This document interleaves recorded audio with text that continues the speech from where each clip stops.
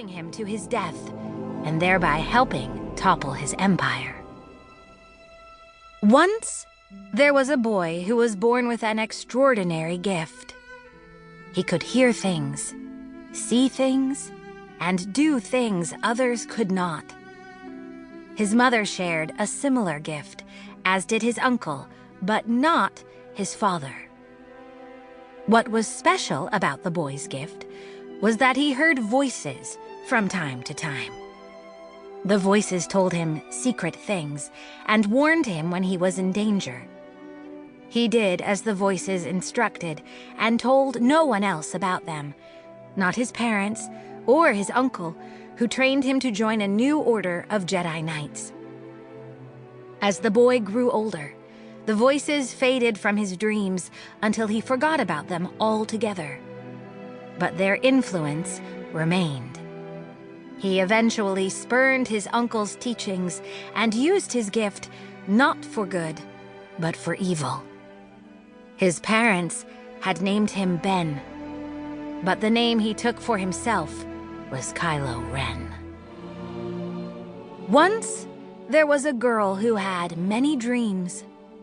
One of them was to become a pilot and see the stars. In preparation, she practiced endlessly on flight simulators and built her own speeders from scavenged parts. She also dreamed of the past. She read, watched, and listened to everything she could about the Jedi of old, who had mythic powers that defied belief.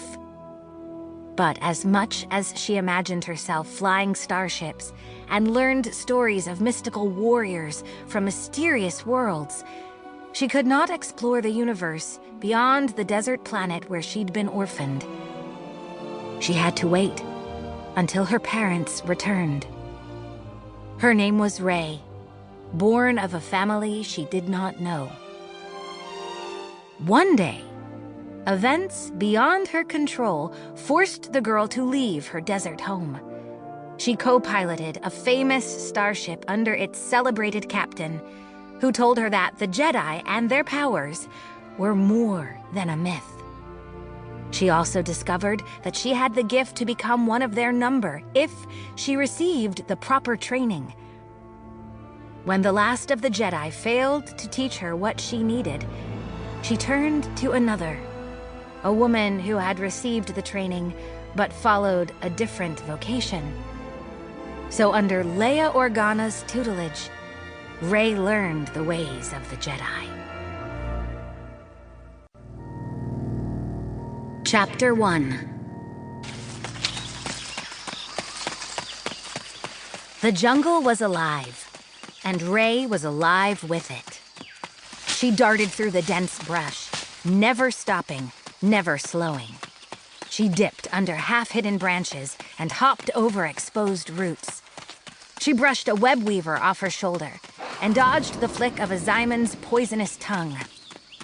When she came upon swampy ground, she grabbed a creeper vine and swung over it. Her breathing remained steady throughout, and she didn't break a sweat, despite the humidity.